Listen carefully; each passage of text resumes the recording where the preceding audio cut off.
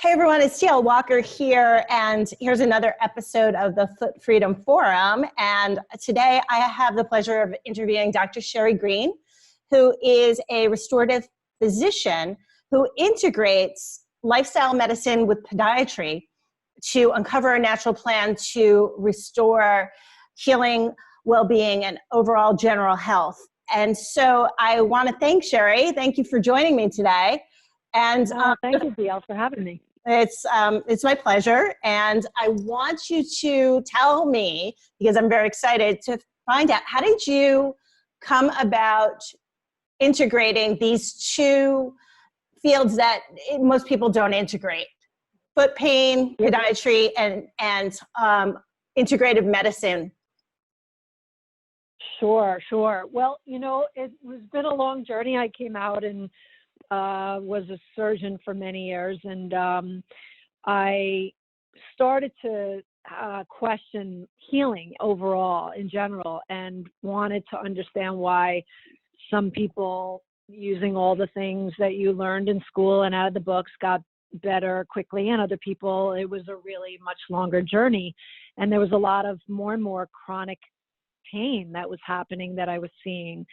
So it just kind of made me go outside of the box to explore other tools that were out there for getting results with my patients. So I just got really curious and started to just study. Probably one of the first things that I studied was reflexology. And then I studied a lot of nutritional medicine. And I just started taking a lot of courses and on herbs and homeopathy and essential oils, and you name it. I just was everything, like a sponge, just to try to learn what I could and bring it back into my practice.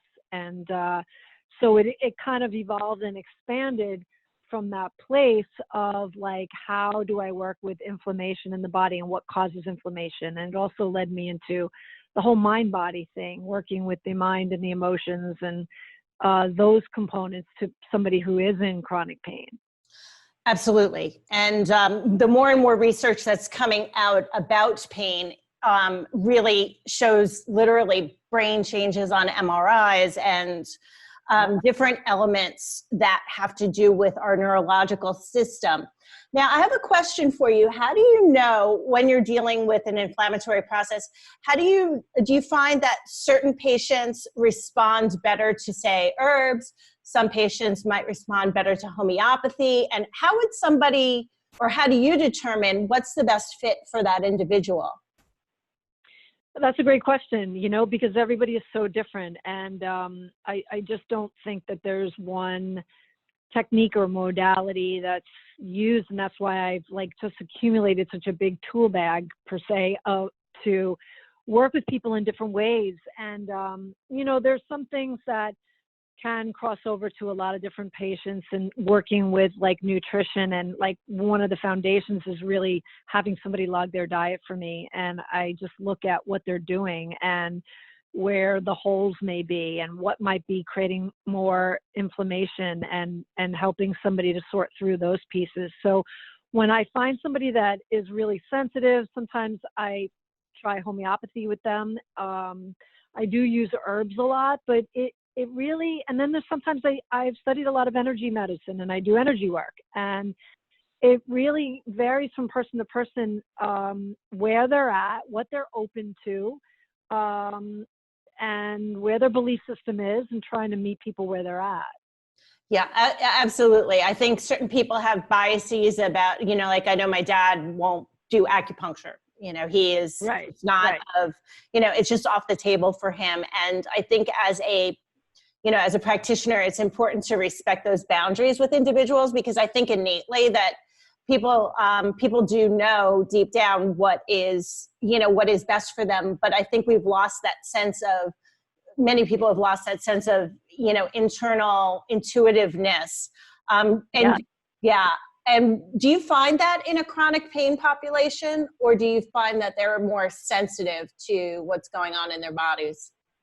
Well, it's interesting. It depends. That's a great question. And I think that the intuitive piece, when somebody's in a lot of fear, about what's going on for them, that gets lost. And so they become very dependent on, what you want for them to do and the direction to go. And they defer a lot to their practitioner. And I really try to empower patients to be able to take that back so that they get more in touch with their body about what feels right and what doesn't feel right, because they're the greatest authority of their own body. And Absolutely. so to help people get back in touch with that and take their power back, and be a guide for them instead of an authority is actually ultimately going to help them in the long run in their life with all types of situations. But it's specifically when somebody's been traumatized or they're in PTSD because they have so much pain. Mm-hmm. But those people are also tend to be really sensitive. They're just not in tune to what things mean, and helping them to discern what different senses mean and what does that mean? Does that mean it feels good and it's right, or does it feel wrong? So it's a process to help people, start to understand that and really calm the nervous system, because it's so, on fire half the time with people who are in chronic pain because all the nervous system is involved. Which leads me into saying, like, a lot of these chronic pain patients are like more neurological component to it. So not just the muscular system, it's the nerve. And that's where it's led me into a lot of nutritional and herbal approaches, because I do find with these chronic pain patients that there are other things going on that is a little bit more controversial, and there's not a lot of research on it, although more and more is coming up behind autoimmune conditions that there is a viral component. And I really do see that a lot, a low-grade viral infection with chronic plantar fasciitis, with chronic pain, with neuropathy, with all of it. Mm-hmm. Mm-hmm. Yeah. I've always been of the firm belief that it's never just one thing. And the more complicated the patient, probably the more factors that are involved. Is what I've found clinically as well. And when you talk about the sensitivity of the nervous system or the nervous system being on fire, are you talking about the autonomic nervous system, like the sympathetic nervous system, which is, our fight or flight reflex in the body, or is it other components of the nervous system as well? Right. Well, it's combination. So it could be the central nervous system, where they have a lot of these patients that come in with multiple symptoms of like anxiety, depression, vertigo. So many people have dizziness, heart palpitations. That's more central nervous system that's happening. And then there's also the peripheral nervous system, where they're just like chronic pain in the extremities, or tingling, or numbness. Or vibrational feelings that they feel, or, just the overall pain, whether it be sciatic pain or tendinitis. So, and all of these things kind of feed off of each other. So the more anxious somebody is and the more central nervous system symptoms that it contributes into all the other pain systems, syndromes that people are experiencing. Right. And it seems to me that you probably get referred the patients that have failed at other places. Would that be accurate? Yeah, very accurate. I really, these days, I really see the patients who've been to like 6 or 7 different doctors and have spent so much money and time trying to, without a diagnosis of what's really wrong or how to fix it. And again, it could be that, that viral component that isn't even detectable in a blood test. Right, exactly. In fact, my dad was just diagnosed a few weeks ago with congestive heart failure. And I have a bachelor's degree in cardiac rehab, and that was my initial profession. So I understood a little bit about it, and he had, at the time, after he had his symptoms, he got right in for a catheterization, and they found that his ejection fraction was 20%,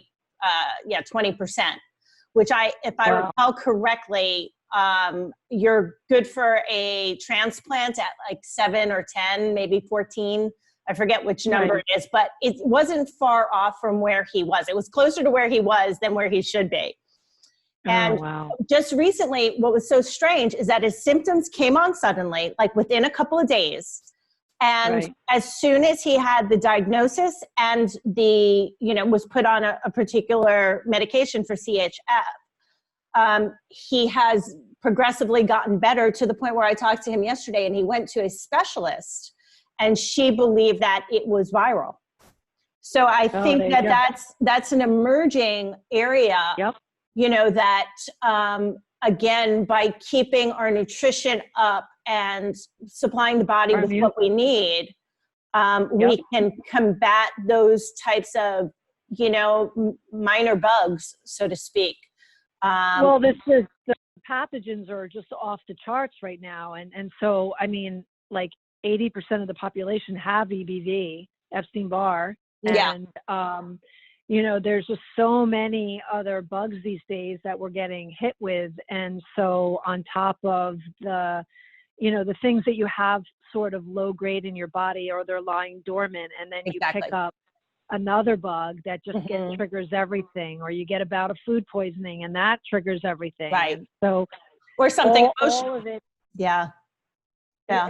I'm sorry, what'd you say? I said, or something emotional even. Oh, yeah. Yeah. Emotional stress. Absolutely. Yeah. A breakup, a loss, all of those things, can trigger all of this to just kind of go a little crazy. Yeah, absolutely. And like you said, there's a number of, dormant viruses. I think Lyme's is another one that lies dormant. Interesting. And again, how these things manifest in one system versus another is quite interesting, is it not? Because I've often said that health is not the absence of disease, but it's how quickly you recover. Absolutely. Yeah. It is. And that's where you need the strong immune system. You need a strong foundation to come from. And people don't realize that food is medicine and how much you can use food for getting your system really healthy and strong. And so that's where like people walk around eating whatever they want and they think they're fine until they're not, until they get diagnosed with type 2 diabetes. And they were like, well, how did that happen? And, it's just years of toxicity, poor diets, things like that. Right. And, and again, I don't feel that as a culture, we're educated enough in that particular area. And, I have to say that I had, and it was really minor when you think about how people get hit with the realization of exactly what you just said about food being medicine. But when I was 14 years old, I had warts, which are a virus, on 7 out of my 10 fingers. I started to get one in the webbing in between 2 fingers. I was getting one on my wrist. And, I thought I was going to be this giant wart. And, it's a very sensitive age, obviously. It is. Right around puberty. And maybe that's what triggered it. I really don't remember. But I do remember going to a dermatologist who really tried everything to get rid of these things. And, we had, I would say, minor success. I think two of them resolved with his treatment. But thankfully, I had a good friend of the family who is from Switzerland and very much into herbal medicine and I don't even know how she became into it, but she referred me to a chiropractor. And I went to this guy who changed my diet. I had a hair analysis, and he used low-level laser, as well as chiropractic adjustments and some other funky stuff. And it really changed the course of my life. Wow. Because I learned at a very young age exactly what you're saying about food being medicine and the impact of what I was eating or putting into my body and what manifested. So absolutely. I was just going to say, and one of the hardest things I would say in my job is definitely changing somebody's diet, because it's an emotional journey for somebody as well, because there's so much emotion tied into food and what people crave, and then taking things out is not the easiest thing for people. Do you find that doing some other integrative types of methods like homeopathy or herbs can help with cravings? You know, I find that people, you can definitely use homeopathy with it, but I also find that it can happen organically when you just start to when you feed somebody's cells with mineral-rich food and antioxidants, like sometimes cravings start to drop away naturally when the body is actually fed. So when you look at somebody's diet and they're mostly eating just like breads and pastas and animal protein and meat, and there aren't a lot of greens or fruit in there. And when you start adding more of that in, I think the cells receive that a little bit more, and it's really a lot about the liver, but so much is about the liver. Sure. And when you start to feed somebody these types of foods, I feel like naturally it doesn't have to be so hard that some of those cravings start to drop. And I've seen it with patients that happen like that. Yeah, I know for myself, there are certain foods that I try to eat a well-balanced diet, and I do avoid breads in particular. But every once in a while I will indulge, but it's usually, once in a blue moon or so. But I find, because I do take herbs, I have a place that I go in Chinatown that I've been going to for probably 20 years now. That when I am on my herbs, I do not have the sweet cravings that I would normally have. So, right. Yeah. And herbs, there's no doubt that herbs and herbal teas and supplements can definitely help with that 100%. Right.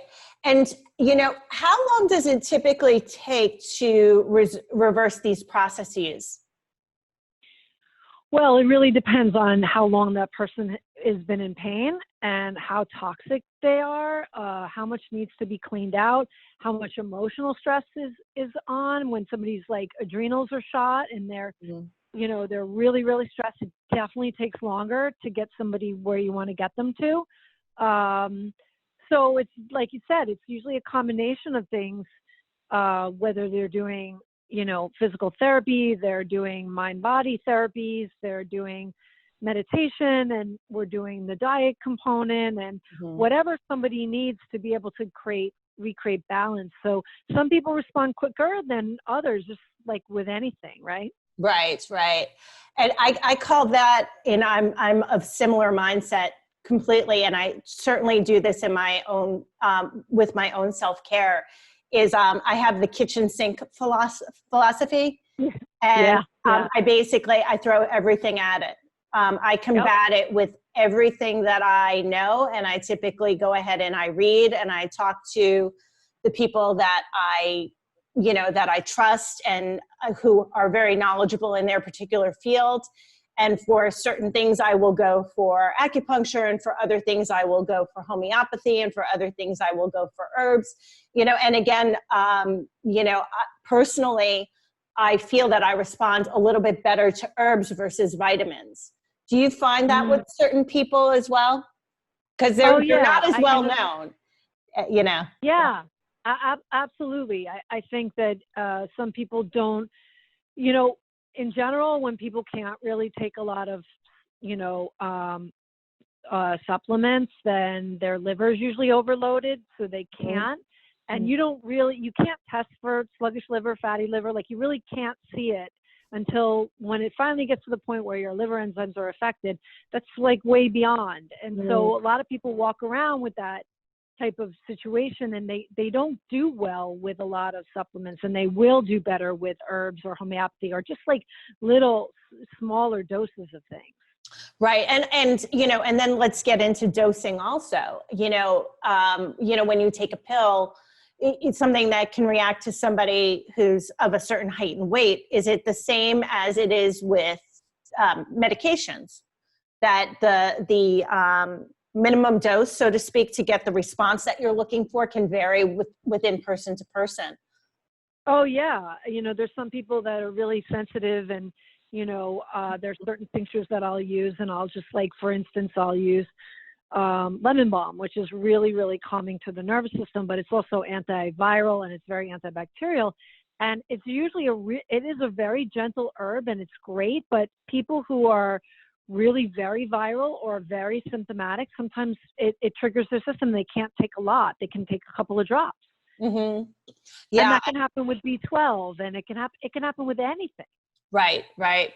So, how is it best for us to determine obviously if we're in tune with our bodies, that's probably the best way to determine whether something is good for us or not. And I'm interested in your opinion on this, because I have a mixed feeling about it.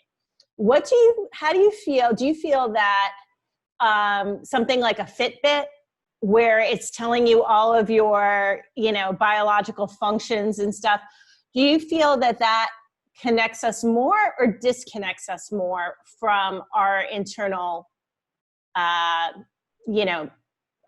thermometer, so to speak? Like what types of, like heart rate monitors, and, again, they have things with sleep, how long you were in REM and everything else. And, I'm curious as to your perspective on it. I think it can tune people into like what's happening. It's like awareness, right? When you have more awareness, it's always better to be unaware it's always better to be aware than not aware. Right. And so when you have an idea of and you can actually see that you have a little more control, like if you can do a breathing exercise and bring your heart rate down, and you get to look at that on a screen, that's powerful. Biofeedback. Yeah. And so when you look at your sleep patterns and you just get aware, and then you can make maybe a better decision of so I'm not sleeping that well, and I'm not getting into this deep REM sleep that I need. And what do I need to do? Do I need, to make sure that there's not too EMFs at night on? Do I need to have some more darkness in my room? Do I need to stop looking at my computer an hour before I go to bed? Should I take some melatonin? Should I, what other things can I do to help sleep patterns? Right. Change temperature. And again, sometimes it's a combination of a lot of different things. So do you have people journal and kind of keep track of what they do and how they feel, how they sleep, those kinds of things? Yeah, well, I have a journal that people fill out. It's called a food, mood, and poop journal. And so they get to fill out what they've eaten, how they're feeling emotionally, and what their bathroom habits are, because that's really important to look at. And then there's how many glasses of water they drank, and what time they went to bed. Did they wake up during the night? All of those types of things to try kind of put all the pieces together. So for me, being a podiatrist and learning everything, from my medical training was wonderful, but it really branched off into so many, because the foot's connected to the rest of the body. So you can't separate it. And so many things, there's not one person that ever came in for me with a foot problem that didn't have 6 or 7 other issues. Yeah. And if I don't address those issues, I'm being a technician, and I'm not really giving the whole body what it deserves and what it needs. Right. And, going back to that point, there's so many acupressure points on the foot. Oh, yeah. Yeah. So Absolutely.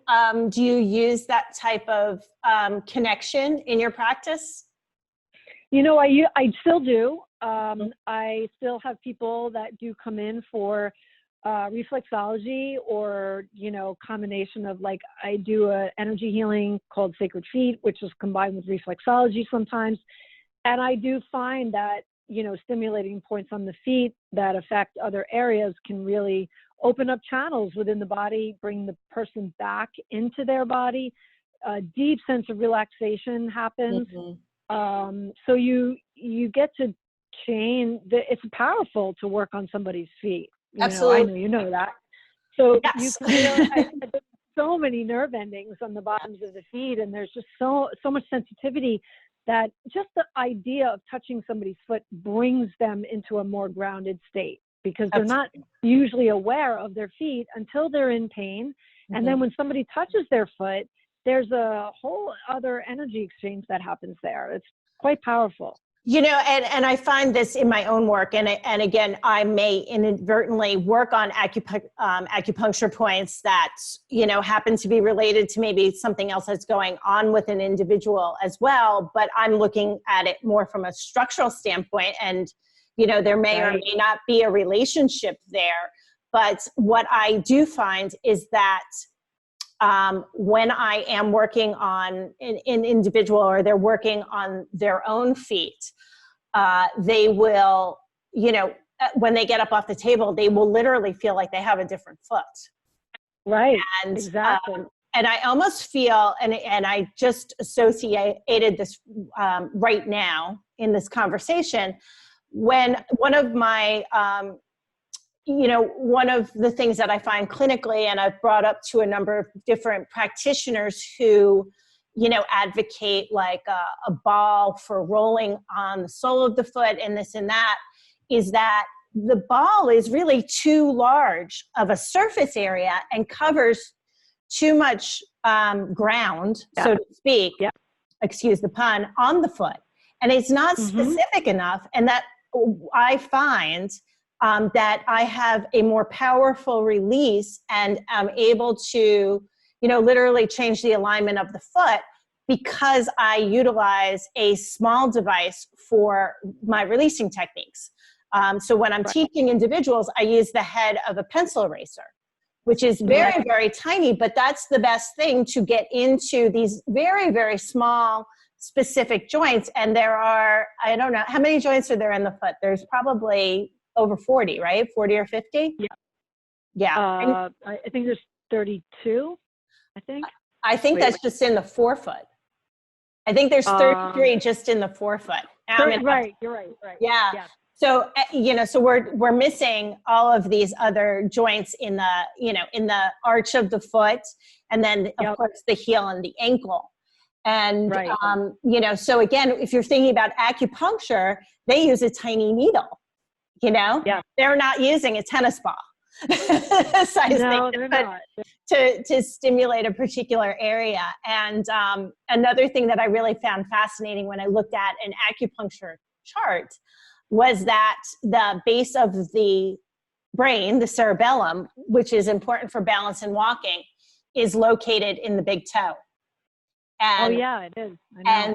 And again, I find clinically, and I hold the belief system that the human body will do anything to get the big toe on the ground.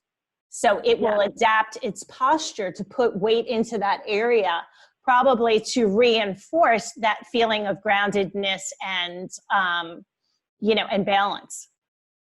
As, again, we will do anything not to fall. That's the other thing. So agreed. Not on purpose, obviously. So, so let me ask you another question. If people want to reach out to you, we're going to include your contact information with this podcast. But is there any other way that would be best for individuals to reach out and ask questions, or do you offer any consultations or that kind of thing that you'd like to talk about right now? So the best way is either sending an email directly to my office, which is Dr. Sherri Greene, DrSherriGreene.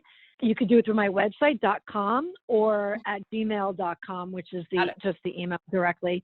Yep. And then they can always call the office, 646-849-6444.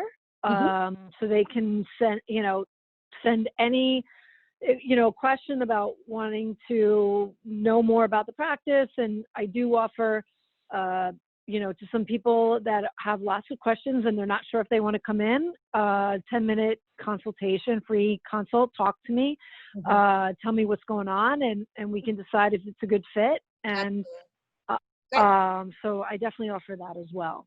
Excellent. So we'll have all that information here for people to be able to reach out to you. But I have one last question. Sure. What group of patients is your favorite to work with? Or do you really feel that that you have a really good sense of, and that you really enjoy working with, and feel that Well, I would say a couple things. I like the type of patient that's my favorite patient is the one who does want to take responsibility for their health and wants to participate. And so I really like the working with patients like that, because it makes it easier and more fun to help somebody when they really want to, go for it. And it's exciting, and people like to be educated and really understand, and then they just take the ball and they run with it, because I'm not in the field of wanting to keep people in my practice forever. I want to get them better and send them on their way. But I like working with, usually there's an autoimmune condition with a lot of people, and those are the people that get stuck, and those are the people that go from doctor to doctor and don't get better. They do have all kinds of symptoms. And so I really like working with them, because it's really satisfying when you get somebody to make shifts and changes and they start to feel better. Absolutely. Yeah, for sure. It's why we do what we do, right? Yeah. And it's, I think it's the thing that keeps us learning or wanting to learn, because, the majority of healthcare practitioners that I know personally, and even in general, the reason that we got into doing what we do is because we want to help people, and we want to, be able to, and it's one of the reasons why I'm doing this podcast, because I want to be able to educate people on the different solutions that are out there. And what I also want them to be encouraged about is that your answer is out there. You just need to find the person who's going to give it to you. And what I don't like seeing, and even, when people come to see me, if they're not feeling better in even one visit, I will rack my brain and see if I missed anything, bring them back, but I'm not having them stay on for more than 2 visits, because whatever I'm offering is not the right fit for them. And, and I usually encourage, again, and certainly for myself too, when I'm working with a practitioner, if I'm not feeling that it's a right fit, or, that it's effective, I don't belabor the process.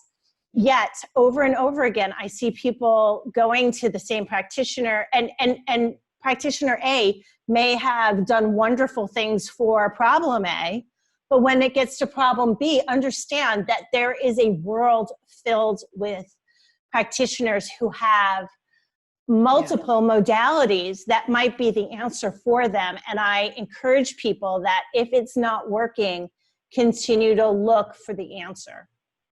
Absolutely. I would agree, because there is always an answer out there, and for people never to give up. I agree with that. Yeah, for sure. And, what I love too about, knowing you and knowing many of the other people that I've been blessed to, encounter through my work, is that I also find that good people know good people, and good people are not trying to keep a patient for the wrong reasons, because they don't need to. They really don't need to. And so we are more apt to, to say, hey, listen, you know what, this doesn't seem to be the right fit, but, I know this great holistic podiatrist who I think might be able to help you. And I know when I have conversations with people, like already I know a referral for you.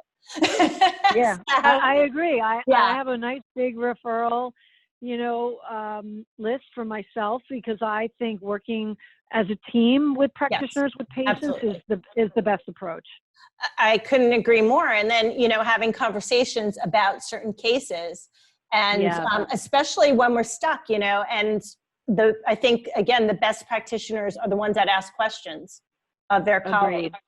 Because, it's not a sign of weakness. It's a sign of, wanting to do the best thing for our patient, and letting our ego go, so that, again, we find the person who's going to be the best match for a particular individual. So not every practitioner is right for every patient, and there's personality things and all of that. Absolutely. I could not agree more. And again, it's nothing personal, and it's nothing even professional. It's just, again, knowing whether it's the right fit or not. And I made that mistake once, because I went to somebody who was actually trained by a family member, and I did not have a good feeling about him.